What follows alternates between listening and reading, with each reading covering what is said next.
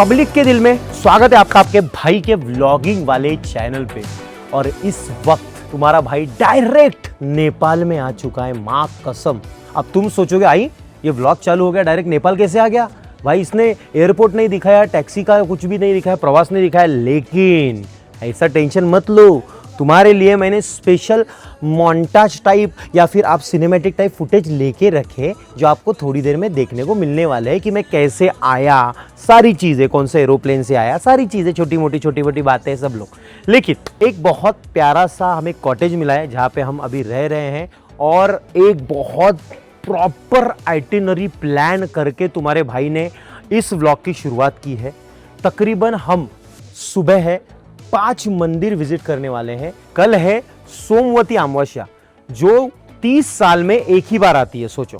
और ये स्पेशल दिवस पे हम स्पेशल जगह पे जाने वाले हैं और कल बहुत सारी रश होने वाली है। लेकिन चाहे रश हो, लेकिन कल का दिवस जो है ना वो स्पेशल है, तो जाना तो पड़ेगा। इसलिए आज यहाँ पे ये डेट चुनी हमने आने के लिए। बहुत दिल से कुछ इच्छाएं हैं जो मांगनी है। 2026 साल जो चालू हुआ है, तो इस 2026 में बहुत नए नए डिसीजंस लिए, बहुत ही अतरंगी चीज़ें हो रही है।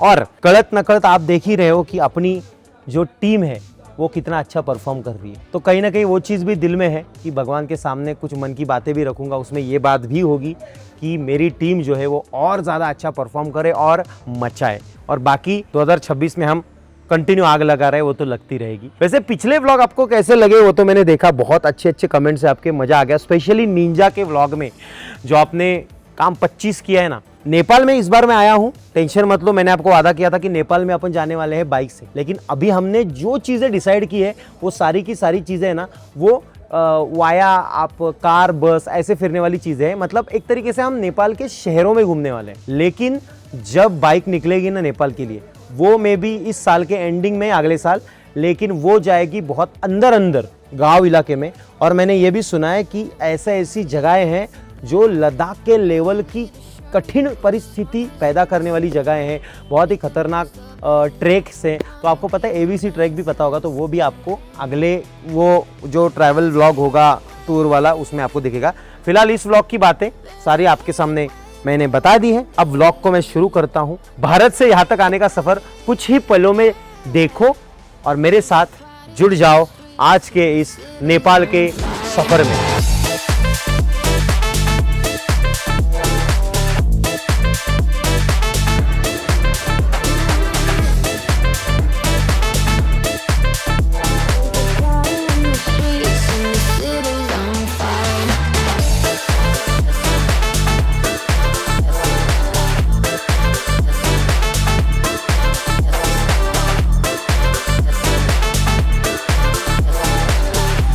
मुझे ऐसा लगा था कि मैं मेरा वॉलेट गाड़ी में भूल गया, मेरी हवा टाइट हो गई थी इधर आने के बाद। लेकिन बहुत समय ढूंढने के बाद पता चला कि वॉलेट मेरे बैग में ही है। लेकिन अगर वॉलेट न होता तो मैं क्या करता? तो हमने मनी एक्सचेंज वाले से बात की, तो मनी एक्सचेंज वाला ये बोल रहा था कि यहाँ पे इंडियन रुपीज़ चलते हैं, टेंशन मत लो, यहाँ पे UPI ऐप भी चल जाती है।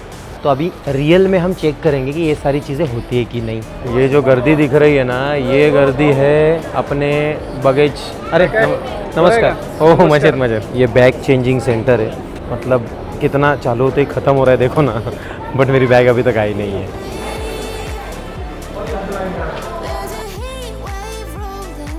यहाँ पे इंडियन सिम नहीं चलता तो आपको सिम लेना पड़ेगा। लेकिन यहाँ पे सिम बहुत सस्ता है, 350 रुपये में सिम आ जाता है। 350 रुपये में 12 GB डेटा आ गया और 2 मिनट में सिम उन्होंने एक्टिवेट भी कर लिया। तो यहाँ पे अपनी इंडियन और नेपाल की करेंसी में इतना कुछ ज़्यादा डिफरेंस है नहीं, ना वो होगा ना कभी हुआ है। आराम से चल रही ज़िंदगी। और अब हम यहाँ से बैगेज लेके इस एयरपोर्ट से बाहर प्रस्थान करते हैं मेरी पोलपोंडा। मुझे ना समझ में ही नहीं आ रहा है मैं आपसे बात क्या करूँ, मैं शेयर करूँ तो क्या करूँ। मैं ना शांति से सिनेमेटिक्स दिखा रहा हूँ आपको। मेरे में एनर्जी क्यों नहीं आ रही है पता है? मैं चिल्ला नहीं सकता हूँ ना, तो मुझे कंटाला आता है। मैं धीरे धीरे बात करने में मुझे इरिटेट होता है। तो ऐसा लगता है कि साला डायरेक्ट लोकेशन पे पहुँच के ही राड़ा करूँगा मैं, ऐसा विषय होता है। क्योंकि मैं चिल्लाऊंगा तो ये सारे लोग हड़बड़ जाएंगे, बोलेंगे अरे ये कौन है, इतना शोर शराबा। मेरा आवाज़ थोड़ा हाईटोन होता है ना कि दोस्तों आता राड़ा हो ना भाई, मजा ऐसा कर सकते हैं। लेकिन वो लोग डिस्टर्ब हो जाते हैं भैया, लिलबिली लैया। और तुमको एक अंदर की बात बताता हूँ दोस्तों, मैं ऐसा निस्तेज चल रहा था, रिलैक्स लाइफ, अचानक से लोग आए, बांदिल की करने लगे, फोटो वीटो निकालना चालू हो गया। और अचानक में भयानक, मतलब मैं तुमको क्या बताऊं कि अचानक में भयानक रच करके एक लड़का है, एकदम कोरा कोरा सा सुंदर सा। वो बोल रहे अरे एक फोटो निकालोगे। मैंने ऐसा देखा, 2 मिनट के लिए मुझे प्रोसेस नहीं हुआ कि ये लड़का कौन है, और तो पता चला अरे ये बंदे को मैं इतना टोमने मारा हूं ना कि ये पूरे ट्रिप में नहीं है। तो मैंने बोला देख ये ग्रुप में कंटिन्यू बोल रहा है, एफर्ट्स दे रहा है। बोला भाई तू एफर्ट्स मत दे, ग्रुप से निकल जा, ये मत कर, नहीं आ रहा है ना तो ऐसे लोगों को रखो मत। अब मैं इससे बात ही नहीं करने वाला था 7-8 दिन। अचानक से ये एयरपोर्ट पे आ गया। मैं बोल रहा हूँ आईची कटकट कैसे, मेरा रिएक्शन कैसा था ना, मैं हैंग हो गया दोस्तों।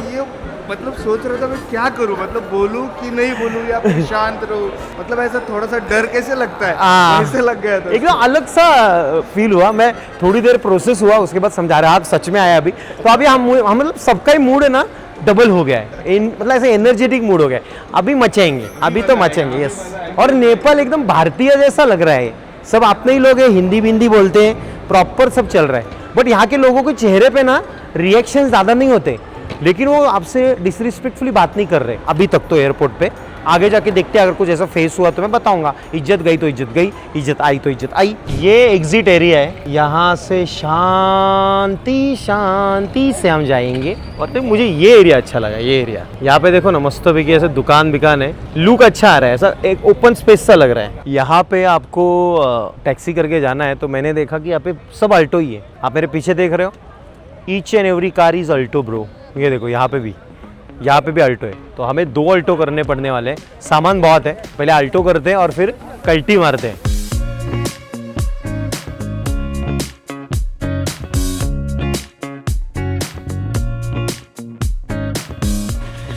ये होटल है जो बुक किया गया है, ये देखो सनराइज कॉटेज।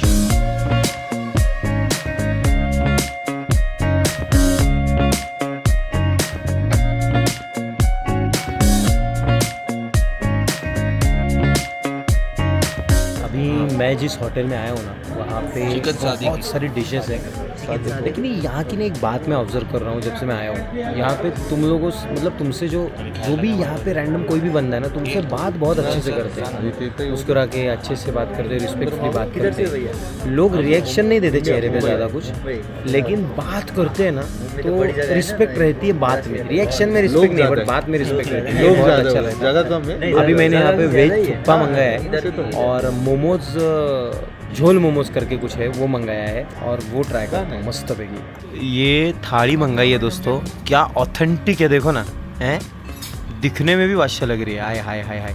ये एक्चुअली नॉनवेज थाली है और ये पापड़ वीपड़ सारी चीज़ें, और मेरा अभी थुप्पा भी आ रहा है। कैसे यूनिक प्लेट में मोमोज आए, देखो ये वेज है and this is non veg. एकदम यूनिक है ना। अभी भाई वेज खाता ही नहीं है। हाँ सूप अच्छा लगते हैं। ये डिश भी आ गई, दिस इज थुक्पा, द चविष्ट dish in the mix. Thukpa बोलते, थुक्पा खाते, थुक्पा पीते, थुक्पा चाटते, थुक्पा इज्जत। हेलो एंड गुड मॉर्निंग दोस्तों। सुबह के बजे हैं 7:42, मतलब 7:42, और हमारा जो टारगेट है वो आज हम पूरा करने जा रहे हैं। आज हम काल भैरव मंदिर का दर्शन करने जा रहे हैं, क्योंकि आज है सोमवती अमावस्या। और बस एक ही मंदिर नहीं, कुल मिला के 5 मंदिर काउंट किए हैं, तो पांचों के 5 मंदिर का दर्शन होगा।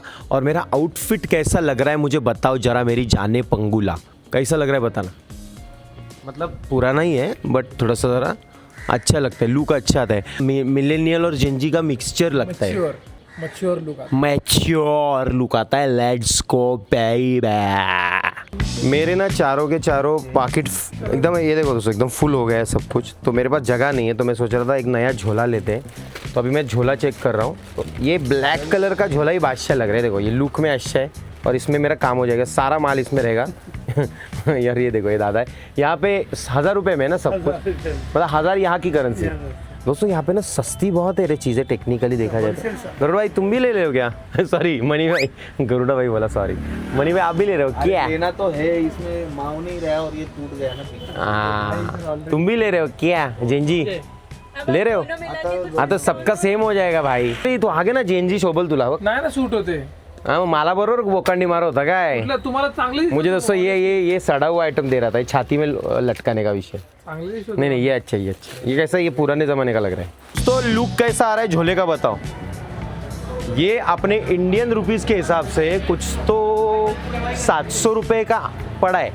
अब इसको अपन वकवाएंगे, नेक्स्ट कोई भी ट्रिप में भी इसको ही लेके जाएंगे। अच्छा लग रहा है, इज्जत है। वैसे में मुझे दूसरा वाला पातल वाला अच्छा लगा था, वो बहुत ही ज़्यादा पातल हो, गर्ल लोगों के लिए वो नॉर्मल पासपोर्ट रखने के लिए वगैरह विषय, बट ये अच्छा है। अभी यहाँ से मंदिर 900 मीटर की दूरी पर है, तो मैंने सोचा टैक्सी वगैरह लेने से अच्छा चल के जाते हैं। आज का तो चलना बहुत अच्छा लग रहा है, पैर मजबूत होते जा रहे हैं ना, उसमें ज़रा पावर आती है, क्योंकि आगे जाके बड़ी बड़ी राइड्स भी तो करनी है मेरी जाने ओल बात रहा। मेरा प्रॉब्लम क्यों मैं ना अभिजीत को कंटिन्यू गरुड़ा जी बोल रहा हूँ, मुझे गरुड़ की याद आ रही है। मतलब पिछले 3-4 दिन हम साथ में थे ना, तो मुझे कंटिन्यू उसी की याद आ रही है, क्योंकि अच्छा है रे, मेरा भाई है। अभी अगला एक मस्तों की प्लान कर रहा हूँ मैं उसके साथ। मैं महाराज जी को रिगार्डिंग एक प्लान है, बट वो ये सारी ट्रिप्स वगैरह होने के बाद एक अच्छा टाइम निकालेंगे 2 दिन का, और फिर राइड करने के लिए जाएंगे निंजा लेके। यस, रास्ते से चलते चलते एक बहुत ही प्यारा सा मंदिर दिख रहा है। अभी अंदर जाते और देखते। ये देखो दोस्तों, ये जो मंदिर के बाहर रहते हैं ना, ये उस मंदिर के रक्षक रहते हैं। अभी हम अंदर जाके खुद की रक्षा के लिए आशीर्वाद मांगते हैं। चलो, ये ना दोस्तों ये घर लेके जा सकते हैं यार, इसमें से कोई तो अच्छा सा मास्क चुन के ना अपन लेके जाए। देखो गणपति बप्पा का भी है, काल भैरव का मास्क है, बहुत ही। और ये देखो बाप रे, ज़बरदस्त।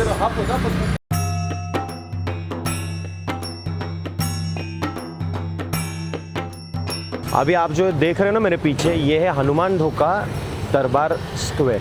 तो यहाँ से आपको एंट्री मारने के लिए टिकट खरीदना पड़ेगा।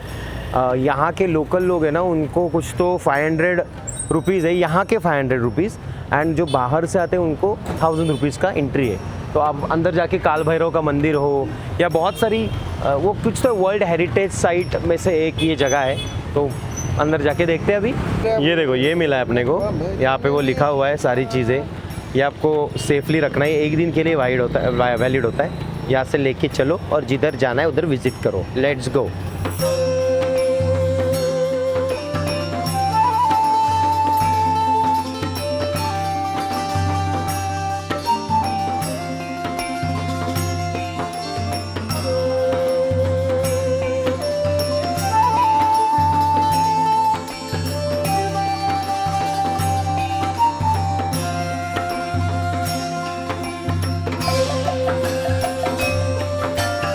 ये जो प्रतिमा आप सामने देख रहे हो, ये भगवान शिव के उग्र और रक्षक रूप काल भैरव की प्रतिमा है। नेपाल में काल भैरव को न्याय, सत्य और संरक्षण का देवता माना जाता है।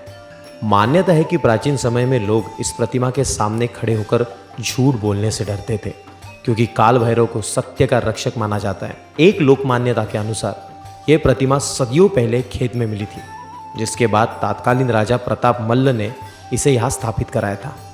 यह काठमांडू में स्थित प्रसिद्ध धार्मिक और ऐतिहासिक धरोहरों में से एक है। ये प्रतिमा तकरीबन 500 से 600 साल पुरानी है, मतलब 17वीं शताब्दी के ज़माने की है। इस प्रतिमा को लेके मैंने अपने मित्र से कुछ सवाल पूछे और उनसे कुछ यूँ जवाब आए। ते कोणावर उभे आहेत? ते असुरच आहेत ना? असुर आहे, दैत्य, आणि तिकडे ते ब्रह्म, ब्रह्म हां. आणि तो उपासकाचा हात कॅरी केला, आय गेस. उपासक म्हणजे काय? उपासक म्हणजे जो भक्त आहे देवाचा. त्यांनी वध केलेला हात आहे की असुरांनी वध केलेला हात त्यांनी पकडला, असं आहे का? नाही, असुराने काय त्यांच्या समोर वध करतील भाऊ. त्यांनी शिव आहे, ते स्वतः शिव अवतार आहे, but just out of his kindness, कारण की भोलेनाथ इज निराकार, so he take a form to destroy devils and evils. That is his form. म्हणजे तर डेव्हिलला मारलं, म्हणजे जे दैत्य असुर आहे त्यांना मारल्यावर तो हात पकडलेला आहे. अरे अष्टसिद्धिदायकम कपाल मालिकाधरम, म्हणजे काय अष्टसिद्धी देतो देव. अष्टसिद्धी म्हणजे काय, अष्टपाश असतात आणि अष्ट लहिमा, महिमा, गरिमा, हे म्हणजे तुला कोणाशी फरक नाही पडत. अटॅचमेंट, बॉन्डेज, वशीकरण, विशिष्टीकरण, असं अष्टसिद्धिदायकम कपाल मालिकाधरम काशिकापुरादिनाथ कालभैरव अंबाजी, सगळ्या गोष्टी एक एक एक एक एक. अलंकार सगळे सापाचे वगैरेच आहेत बना. तेच तुला बोलतो ना, त्या हाताला पण बघ साप आहे, इसकी नाही. पण देव घाबरतच नाही ना त्या गोष्टीना भावा. पण हे धर्मसेतू पालकम तो धर्ममार्ग नाशकम कर्मपाश मोचकम सुशर्मदायकम विभुम स्वर्णवर्ण शेषपाश शोभितांग मंडलम काशिकापुरादिनाथ कालभैरव. रत्नपादुका प्रभावी रामपादयोगमकं नित्यमद्वितीयम् इष्टदैवतं निरञ्जनं मृत्युदर्पणाशनं करालदं सर्वमोक्षणं राशिकापुरादिनाथकालदं अट्टहास भिन्न पद्मजांडकोश संतती दृष्टिपात नष्टपाप ज्वालामुग्र शासनम अष्टसिद्धिदायकम कपाल. म्हणजे देवाचं तू दर्शन जरी घेतोय तर तुझे कर्मान कर्म युगानुयुगाचे तुझे पाप मिटतात भावा. अरे विचार करा, आता आम्हा लोकांना नॉलेज इतकं नाही, तरी पण तिकडे जेव्हा उभं राहतो ना तेव्हा असं शांत आणि वेगळंच फील येतं रे. बघ ना भावा, तू आणि आजकाल आहे ना पहिल्यासारखं नाही राहिलं. आजकाल आपल्याला 2 हात आहेत, कुत्र्यांना 4 पाय आहेत, तर देवाला 6 हात. आणि तो जर आपल्याला बनवतोय त्याला 6 हात ना, हे सगळं हे घ्यायला काय तू विचार कर ना, कुणी बनवलंय भावा, हे काय आहे कबूतर, हे सगळं सगळं सगळं तू बघ ना, जग कुठून येतंय भावा. डिझायर मध्ये माणूस गुंतलाय भावा. देवाचं असं काय डिझायर सिंपल डिझायर नाही ना. आता कसं बोल, अष्टपाश नाही ना, अष्टपाश नाही, बॉन्ड नाही, प्रेम सगळं आहे, पण तो त्यात एंटँगल नाही होऊन जात. समजलं का? आपण एंटँगल होऊन आपण त्याच फिलिंगमध्ये अडकून राहतो भावा. त्याचं तसं नाही ना भावा. महाराज पण कालभैरवाची पूजा करायची ना? अरे भावा, जगदंबाचे भक्त होते महाराज, भवानीचे भक्त होते. आणि भवानीचा रक्षक कोण आहे ते आता इकडे सिंपल तुला दाखवतो. आता त्या कोण आहेत, आता ते इथे भैरव मेन देवता आहे बरोबर, पण त्याला सराउंडिंग जो आहे बघ, ती आई दुर्गा माता आहे. हां, ती आई दुर्गा माता बोल, चामुंडा बोल, कुठली XYZ असं काही ती लोकल डेटी असेल. हे परिवार देवता, अष्टमात्रिका असतात, दिक्पाल असतात, योगिनीज असतात, अष्टभैरव असतात, बऱ्याचशा गोष्टी असतात. म्हणजे त्यांची टोळी असते, त्याच्या थ्रू देव मूव्ह करतो फोर्सनी. जर एखादा यायचं असेल तर भाई तुझ्याकडे, समजतो का भाऊ? एक तू विचार कर, आपण एक नॉर्मल माणूस आहे, आपल्याला किती लोक आपल्याला काय लागतं भाई, दॅट इज द क्रिएटर.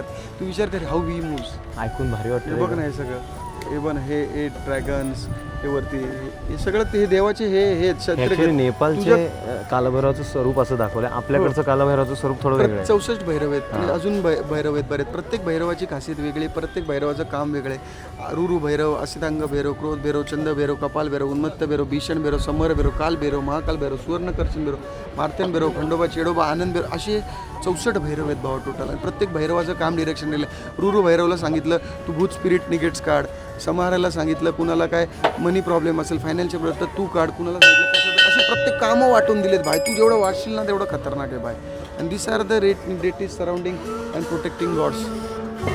दोस्तों, अभी जो मंदिर आपको दिखाया और उसमें जो दर्शन लिया ना, तो उन्होंने बोला कि ये जो अभी काल भैरव का दर्शन हुआ है वो आपके अंदर की सारी नेगेटिव एनर्जी खींच लेते हैं. प्लस आप एक प्रदक्षिणा मारते हो, पूरी नहीं मारने की, हाफ प्रदक्षिणा होती है, तो उस हाफ प्रदक्षिणा में 1 लाख या 1 करोड़ प्रदक्षिणा मार ली, ऐसा वो गृहित दिया जाता है. ये जगह बहुत पावन है और यहाँ पे बस पॉजिटिव एनर्जी ही आपको मिलती है. यहाँ पे हर धर्म का व्यक्ति यहाँ पे आके पाया पड़ सकता है और उसका सम्मान होता है. ऐसा यहाँ पे है. अपने हिंदू धर्म में ही ऐसा है दोस्तों, लक्षात रखो. बहुत अच्छी इन्फॉर्मेशन राणे के थ्रू भी मिल रही है, क्योंकि उसको इन चीज़ों का नॉलेज है.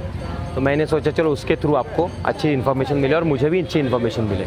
और इम्पोर्टेंट बात, राइडर ऑन ड्यूटी ना, बाइकर ऑन ड्यूटी जी जो है, इन्होंने मेरे वाइजर का काम किया, बट इन्होंने बोला कि ये फ्री हो गया FOC, क्योंकि अपने बांदिल की फैमिली वाले, क्या नाम है उनका, निशान भाऊ है, उन्होंने, उनकी भी टेनर है. हाँ. तो उन्होंने आफ्टर मार्केट टेनर लगा का वाइजर लगाया, तो उनका ओरिजिनल वाइजर उन्होंने अपने को मुझे भी दिया है और उन्होंने पैसे भी भेजे थे. हाँ, उन्होंने रिटर्न किए. तो नहीं मतलब नहीं तो भाई की गाड़ी के लिए तो पैसा नहीं बोलते. लेकिन भाऊ, अगर आप व्लॉग देख रहे हो तो प्लीज ऐसा ना करो.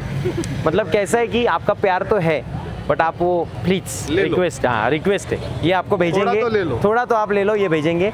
और बाकी जीव हो जीव रहोगे.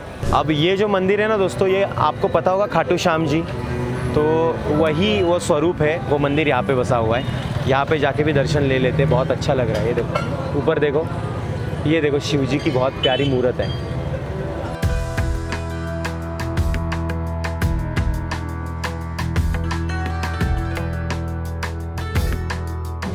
दोस्तों, अभी दर्शन करते करते एक स्टोर में मैं आया. यहाँ पे अलग अलग तरीके के हनी है, अलग अलग तरीके के शिलाजीत है, और एक हनी है ना वो 10,000 फीट ऊपर से हार्वेस्ट किया जाता है, एकदम ओरिजिनल. 10,000 फीट सोचो. लेकिन वो इतनी सी डब्बी जो है वो यहाँ के 25,000 है. मतलब इंडिया के कितने मुझे पता नहीं. मैं सोच रहा हूँ उसके हेल्थ बेनिफिट काफ़ी है. मतलब ये देखो यहाँ इसको कुछ तो मैड हनी बोलते हैं, और ये देखो इसके हेल्थ बेनिफिट है इधर. मतलब कैंसर और हार्ट डिजीज़ से प्रिवेंशन है, हाइपरटेंशन से रेमेडी है. मतलब ये महीने में 2-3 बार ऐसा ट्राई, मतलब आधा चम्मच ब्रेड पे लगा के आप खा सकते हो.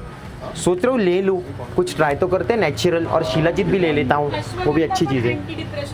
नहीं डिप्रेशन तो मुझे आता नहीं, बट स्टिल लेने में क्या है, अपन अपने दोस्तों को दे देंगे, वो ज़्यादा डिप्रेशन में रहते हैं। तो ये प्रोडक्ट मैं ले रहा हूँ, ये इंटरेस्टिंग लग रहा है। ये देखो ऐसा खुलता है और इसके अंदर ये डब्बी है, प्रॉपर है। वैसे ये कोरिया में बैन है ना? हाँ, ये कोरिया में बैन है because of some reason, but ठीक है।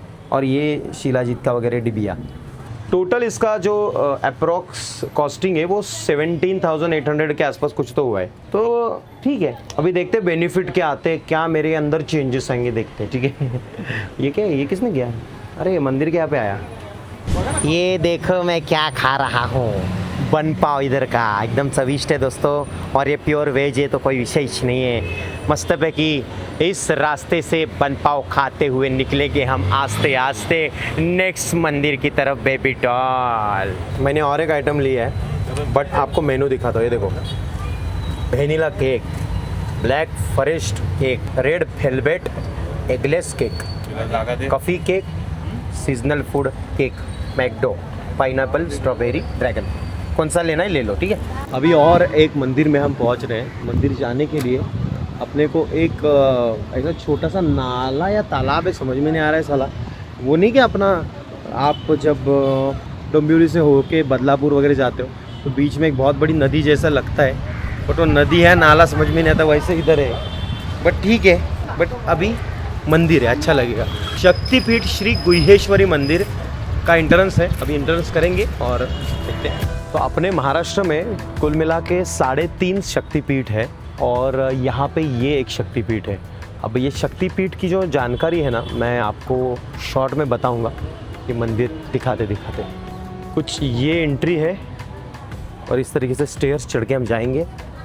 आज सोमवती अमावस्या है ना, इस वजह से गर्दी देखो कितनी है। मंदिर का अंदर का परिसर है एकदम, यहाँ पे काफ़ी ज़्यादा भारतीय लोग मुझे दिख रहे हैं, नेपालियों के साथ साथ। अच्छा माहौल है।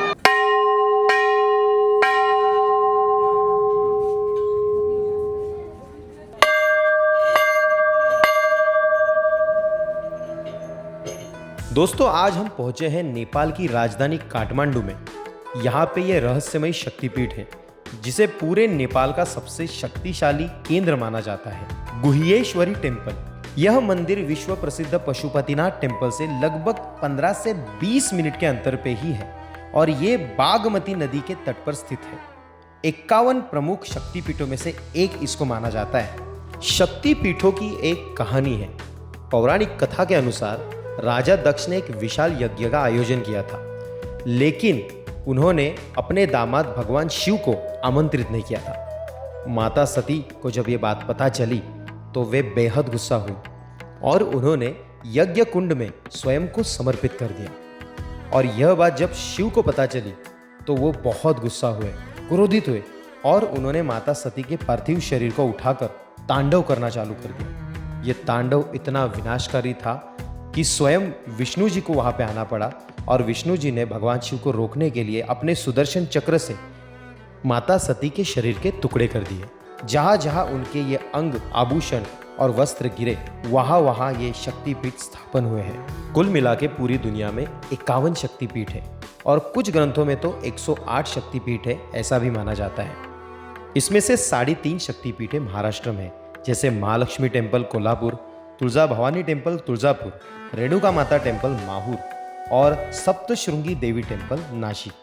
अभी मंदिर से बाहर आए, अभी और एक जगह पे जाएंगे जहाँ पे विष्णु का एक स्वरूप है, जहाँ पे विष्णु जी ऐसे सोए हुए हैं, वहाँ पे जाएंगे हम। लेकिन मैं आपको एक छोटी सी ये देता हूँ कि यहाँ पे ना कैब ड्राइवर बहुत होते हैं और वो बहुत ज़्यादा पैसे बता देते हैं। जैसे कि आप समझो कि यहाँ से एक जगह पे जाने के लिए 700 रुपये बोल रहे हैं, तो उनसे थोड़ा सा बातें करो, 500 तक आ जाते हैं, छील में दिल। हमने अभी 450 में काम 25 किया हुआ है। तो ये चीज़ करना कि पैसे बोले तो डायरेक्ट दे के निकल मत जाना, थोड़ा सा बार्गेनिंग करना ज़रूरी है यहाँ पे चीज़ें लेते वक्त भी, या टैक्सी में तो करना ही है। चीज़ें लेते वक्त अभी तो अनुभव आ रहे हैं पर्सनल लेवल पे। तो दोस्तों हम अभी जा रहे हैं बूढ़ा नीलकंठ मंदिर में, जिस मंदिर के बारे में मान्यता है कि बूढ़ा नीलकंठ मतलब, पहले तो बता देता हूँ कि पुराना नीलकंठ। यहाँ पे विष्णु जी जो है ना, ये नागों पे सोए हुए हैं, मतलब ऐसा पूरी निद्रावस्था में उनकी बहुत विशाल मूर्ति है। तो चलो इस मंदिर के अंदर जाके ज़रा दर्शन लेते हैं। दोस्तों अभी हम पहुँचे हैं बूढ़ा नीलकंठ मंदिर के पास। बूढ़ा नीलकंठ इस शब्द का अर्थ है पुराना नीलकंठ। हालांकि इसके नाम को लेकर अलग अलग ऐतिहासिक व्याख्याएं भी मिलती है। मंदिर के बीचों बीच आप देख सकते हो कि भगवान विष्णु शेषनाग की शैया पर विराजमान है और यह अद्भुत प्रतिमा जल के बीच स्थापित है।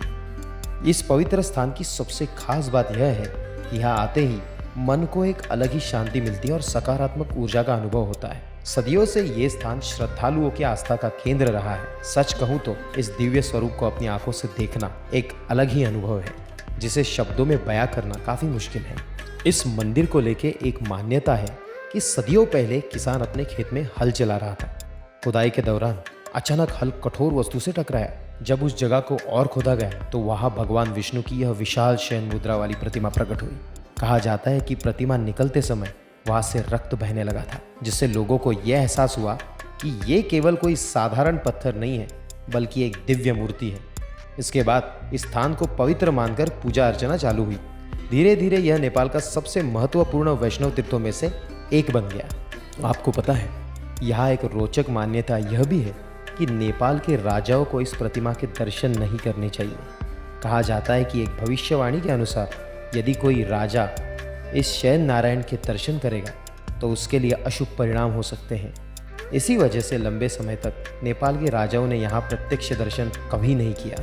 वैसे आपको ये प्रतिमा देख के कैसा लगा, ये कमेंट में ज़रूर बताना। अभी हमने दोस्तों खाना खाया, छाया क्षेत्र एंड लंच शुद्ध शाकाहारी इंडियन भोजनालय गृह। देखो मैं आपको दिखाता हूँ, यहाँ पे खाना खाया, इतना चविष्ट खाना था ना दोस्तों, एकदम इंडियन घरगुती खाना रहता है ना, एकदम वो खाना। और यहाँ पे ना उन्होंने हमको स्पेशल ते चटनीला काय नाव सांगितलं त्यांनी, यहाँ पे खरडा मिला हमको, बोलो। और इतना चविष्ट खरडा था कि हमने भात भी डबल डबल लेके खाया। अभी हम जा रहे हैं, वो खरडे का नाम लिया ना तो जीभे को पानी आ गया। लेकिन सुबह खरडा निकलेगा ब्रो, अरे आने दो, इन्होंने वन साइड खाया है। ले लो। अभी हम जा रहे हैं दोस्तों पशुपतिनाथ। हमने एक पेड टैक्सी ली थी ना, वो एक्स्ट्रा पैसे गए, तो ये जो लोकल टैक्सी होती है ना वो बेस्ट है भाई, काम 25। चलो पशुपतिनाथ, ये मेन एंट्री है, यहाँ से अभी अंदर जाएंगे।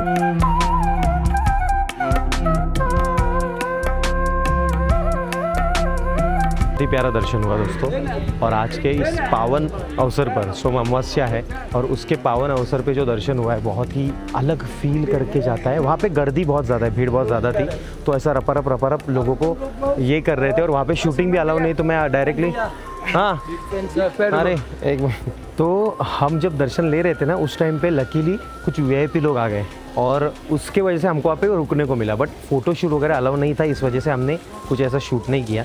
थोड़ा सा आपको दिखाने की कोशिश की मैंने बाहर का, लेकिन मूर्ति आप खुद आके दर्शन लोगे तो ही आपको वो फील आएगा, वो ऐसा डिवाइन फील ना तभी आता है।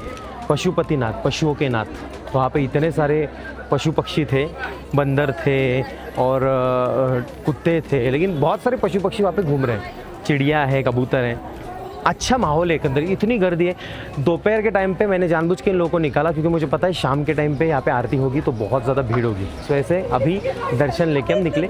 अगर शाम के टाइम पे कुछ अलग एटमॉस्फेयर रहे तो मैं आ सकता हूँ, ये भी आने वाले देखते हैं। ये जो कॉटेज है जिसमें हम रह रहे हैं दोस्तों, तो यहाँ पे हमारा ये आई गेस ये दूसरी रात है, लेकिन ये आखिरी रात है। यहाँ से हम मॉर्निंग को जाने वाले हैं पोखरा, बट वो इस वीडियो में नहीं आने वाला है, ये इस व्लॉग में नहीं आएगा क्योंकि वो एक अलग लेवल की जर्नी होने वाली है और उस जर्नी को आप और मैं देखेंगे और अनुभव करेंगे। अभी मैं सोच रहा हूँ कि क्या किया जाए क्योंकि दर्शन बहुत अच्छे हुए भगवानों के। यहाँ पे मंदिर इतने ज़्यादा है कि आप जितने भी चाहोगे कम ही लगता है। और 2-3 मंदिर है, अगर चांस मिला तो वहाँ पे जाने की कोशिश करूँगा, लेकिन फेमस मंदिर जो थे वो हमने कवर कर लिए। बहुत शांत फील हो रहा था। मैं मतलब आपको भी पता है, आप जब मंदिर दर्शन करते हो तो उसके बाद कुछ समय तक ना आप कुछ बयान नहीं कर सकते हो। तो मैं कुछ बोल ही नहीं पा रहा था, मुझे कुछ सूझ नहीं रहा था कि मैं वीडियो बनाऊँ, रिकॉर्ड करूँ, क्या करूँ। लेकिन जो भी इन्फॉर्मेशन मैं दे सकता था सारी इन्फॉर्मेशन आपको दे दी है। एंड अभी हम मार्केट में जा रहे हैं थोड़ा सा शॉपिंग करने। एंड यहाँ पे मैंने सुना है कि मसाज अवेलेबल है बबलू, तो मैं पैरों की मसाज करूँगा क्योंकि पैरों के साथ मैं खिलवाड़ कर रहा हूँ। पिछले एक आध वीक से कुत्ते की तरह पैरों के साथ खिलवाड़ कर रहा हूँ। पैर बहुत मजबूत होते जा रहे हैं, लेकिन थोड़ा आराम भी देना चाहिए। यहाँ पे वो स्पिरिचुअल कुछ ऐसा नहीं कि वो ऐसा घुमाते फिर दिमाग को शांति मिलती है, वो भी यहाँ पे है। तो ये सारी चीज़ें हैं। वैसे तो अपने भारत जैसा ही है नेपाल, कुछ ज़्यादा फ़र्क है नहीं। सारे लोगों को हिंदी आती है, इंडियन करेंसी भी यहाँ पे चल जाती है। ऑलमोस्ट हर जगह पे इंडियन करेंसी चलती है, तो आपको डरने की कोई टेंशन है। यूपीआई भी चल जाते हैं, बट मेक श्योर आपका यूपीआई इंटरनेशनल एक्टिवेट हो। वो एक्टिवेट होने के लिए 2 मिनट भी नहीं लगते। तो ये सारी चीज़ें हैं। लेकिन स्टिल अगर आप अंदर जाओगे गाँव वाले इलाकों में नेपाल में, बहुत अंदर, मतलब 8-10 घंटे का प्रवास करके ना अंदर क्योंकि बहुत बड़ा ये सब, तो वहाँ पर आपको शायद कई जगहों पर नेपाल करेंसी लगेगी। तो इमरजेंसी के लिए ये करेंसी साथ में रखना, क्योंकि कहीं पे नेटवर्क नहीं होता है, तो ये आपको सर्वाइवल के लिए ज़रूरी होगा। चलो अभी थोड़ा सा मार्केट भ्रमंती करते। बेबी डॉल में सोने दी। अपने होटल के ही बाजू में एक मस्तबे की शॉप है दोस्तों। ये देखो चप्पल देखो वैसे ही है। ये 100% शिप वुल है। अभी ये निकालने जाऊँगा तो गिर जाए। ये निकालता रुको। ये देखो ये 100% शिप वुल है। मैं सोच रहा हूँ मम्मी के लिए ले लूँ मस्तबे की। देखो ना अच्छा है ना, कंफर्टेबल सा लग रहा है, कोजी सा लगेगा। और इसको हम भी यूज़ कर सकते हैं वैसे तो। देखता हूँ रुको। अलग अलग लेवल की कैपें यहाँ पे अवेलेबल है। देखो तो सही, एकदम झमरू लाल कैपे है। इसमें से मैंने ये पहनने की कोशिश की, कैसी लग रही है मुझे बताओ ज़रा। झमरू लाल लग रहा हूँ ये बादशाह। मैं सोच रहा हूँ लेने की, शायद लूँगा, क्योंकि ये ना बहुत कंफर्टेबल है। मतलब इसको आप ऐसा शांति से पहन के घूम सकते हो, छाँव से बच सकते हो, सॉरी धूप से बच सकते हो। ये कपड़े ना एकदम ऐसे कंफर्टेबल लगते हैं, बट ये इधर के लिए ठीक है। ये अपन अपने यहाँ पे लेके जाएंगे तो इसमें अपन घामा घेर नहीं हो जाएंगे, ऐसे नहीं लग रहा तुम लोगों को। देखो ना, लेकिन क्वालिटी तो है। शॉप में आए हो दोस्तों, ये जो सामने दीदी है ना, ये बोल रही कि ये सारे जेंट्स पैंट है। मेरे को लग रहा है मैं ये ले सकता हूँ शिवन भाई, ये वाला। नाही रे नाही, नाही रे नाही गाइस, अगर हे जेंट्स असेल ना तर मी आत्ता जीव सोडायला तयार आहे। हे बघ हा झोला, ये क्या है, ये क्या है इतना। मेरे को लेने की इच्छा है शिवन भाई, मैं पहन के देखूं क्या? हाँ चेकिंग मार रही है। हाँ पहन, चल मुझे देखना है। ले दोस्तों, मैंने एक पैंट निकाली है मार्केट में। ये कैसी लग रही है मुझे बताओ ज़रा, क्योंकि यहाँ पे जेंट्स पैंट एक ही लग रही थी मुझे, और इसने ये पहना है। झबला देखो इसका, लेकिन अच्छा लग रहा है। ये मैं फाइनल करता हूँ। ये ऐसे टाइम पास के लिए ठीक है, मतलब चिल करके घूमने विमने के लिए अच्छा है। इधर ना ऑनेस्टली सब कुछ सस्ता सा लग रहा है, पता नहीं क्यों। घूमते घूमते एक बात बहुत अच्छी लगी दोस्तों कि अपने जो इंडियन यूट्यूबर है ना, इन लोग को ये नेपाल के लोग बहुत देखते हैं। मतलब मैं देख रहा हूँ ना, नॉर्मली पहचान रहे तो अच्छा लग रहा है। इज्जत है। नेपाल के सभी लोगों को बहुत प्यार दोस्तों। थैंक यू सो मच कि आप इंडियंस को इतना प्यार देते हो। इंडिया से भी नेपालियों को बहुत इज्जत और प्यार और बांधगी, और यहाँ पे कपड़े सस्ते, इज्जत है। ये ना दोस्तों, ये शॉप है ना, इधर नेपाल में एक्चुअली वाघ बहुत मिलते हैं ना, वाघ। तो ये क्या करते हैं, वाघ को लेते हैं और वो मातारा होने के बाद उसको प्रिजर्व करके ना उसको पोलपाट लाटने पे लाटते हैं, और उसके अंदर का पूरा माल निकालते हैं और ऐसा चपटा करते हैं ताकि इसको अपन ऐसा वापर सके। आप पाए पूछने के लिए वाघ वापर सकते हो, जेवन के टेबल पे वाघ वापर सकते हो। जिधर चाहे उधर आपको फील होगा कि आप शेरे दिल बलोच हो। हैं मतलब आप में इतनी हिम्मत है, आप वाघोबा के ऊपर पैर रख के। हाँ, बड़ा पोलपाट का ये बहुत है ना, बहुत माल निकलता है ना। हाँ चलो दोस्तों, अपने को नहीं चाहिए भाई। ये ना मैं ना इसमें से कुछ तो घर लेके जाने की सोच रहा हूँ। ये बहुत ही नायाब चीज़ होगी रे। आप सोचो ना, ऐसा अपने यहाँ पे मिलता भी नहीं होगा रे, खतरनाक। ये देखो, इसमें से भैरवनाथ जी का भी मुखौटा है और अलग अलग विषय। ये पुरातन चीज़ें लग रही है थोड़ी, मतलब ये बहुत पहले बनाया हुआ है। चलो ज़रा अंदर जाके देखते ही है कि आयुष्य पर माहौल है रे अंदर। मैं अंदर गया, बट अंदर वो शूट भी अलाउ नहीं था, लेकिन मैं कर भी सकता था। बट स्टिल ऐसा था कि भाई बहुत अलग अलग चीज़ें थी वहाँ पे। बट मैं वो चीज़ें देखने के बाद मैंने सोचा कि ये अपने यहाँ पे अलाउ होगा। अलाउ मतलब क्या है, पहली चीज़ तो मम्मी को नॉलेज है, तो हम वहाँ पे रखेंगे, अलाउ होगा कि नहीं। काल भैरव की मुखौटा था, अलग अलग चीज़ों का मुखौटा, चीज़ों से बना हुआ मुखौटा था। तो अपने को पता नहीं है इतना घर पे रख सकते हैं कि नहीं रख सकते। तो इसलिए मैंने किसी भी रिस्क को नहीं लिया और मैं निकल आया वहाँ से। अब मैं यहाँ पे आया हूँ। यहाँ पे मुझे एक मस्तबे की ओम दिख रहा है। देखो ये, इसमें मुझे इंटरेस्ट है। ब्लैक वाला ओम है, ये बहुत प्यारा लग रहा है। या फिर अगर ये नमस्ते भी अच्छा लग रहा है। ऐसी चीज़ें मैं फ्रेंडली चीज़ें देख रहा हूँ जिसमें ज़्यादा मुझे नॉलेज ना लगाना पड़े।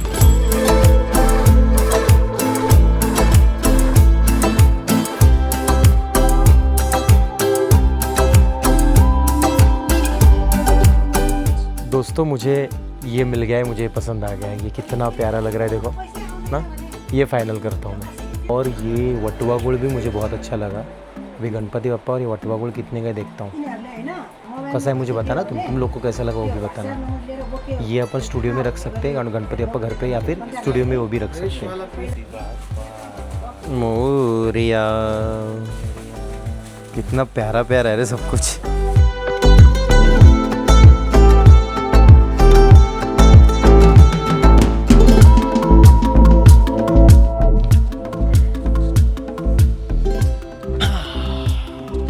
फाइनली मस्तपैकी मुझे जो चाहिए थे वो एक सुंदर सी मूर्ति मिल गई और वो प्यारा सा घूबड़ मैंने ले लिया।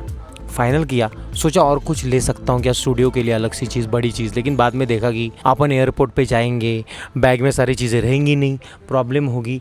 और मैं पहले से ही छोटी मोटी चीज़ों को लेकर डर ही जाता हूँ कि भाई नहीं, इतना टेंशन नहीं लेने का, जो बैग में होता है वही करेंगे। तो अब आज के व्लॉग का यहाँ पे हो जाता है अंत, क्योंकि अभी कुछ करने के लिए है नहीं। अभी सोना जल्दी है और उठना जल्दी है, क्योंकि यहाँ से बस है पोखरा के लिए। और दोस्तों मैंने पोखरा देखा गूगल करके, माँ कसम मैंने सोचा भाई साहब ये क्या है, ये एक्सपेक्टेड नहीं था, मुझे पता नहीं था कि ये आइटिनरी में है। भाई पोखरा में जाने के बाद जो एक्सपीरियंस होने वाला है और जो व्लॉग बनने वाला है, आप देख के खुश होने वाले हो बहुत ज़्यादा लेवल पे, क्योंकि मैं खुश होने वाला हूँ। और अगर मैं खुश हो रहा हूँ तो ऑटोमेटिकली तुम खुश हो जाओगे, है कि नहीं। वैसे ये व्लॉग कैसा लगा मुझे बताना, कमेंट करना। बैक टू बैक व्लॉग्स आ रहे हैं, बहुत ज़्यादा एक्टिव हूँ मैं, मुझे शाबाशी भी देने की तुम्हारी इच्छा हो रही है, लेकिन लाइव स्ट्रीम नहीं चल रही है। तो ऑब्वियसली आपको पता के गया हूँ मैं सारी चीज़ें कि भाई फ़िलहाल इन चीज़ों में एक्टिव हो, तो लाइव स्ट्रीम थोड़ा कठिन सा विषय है। ठीक है, मिलता हूँ आपको नेक्स्ट व्लॉग में, ख्याल रखना अपना। अगले व्लॉग की कोई भी चीज़ यहाँ पर मैं ज़्यादा नहीं बता रहा हूँ, क्योंकि अगले व्लॉग में और ज़्यादा मज़ा आएगा।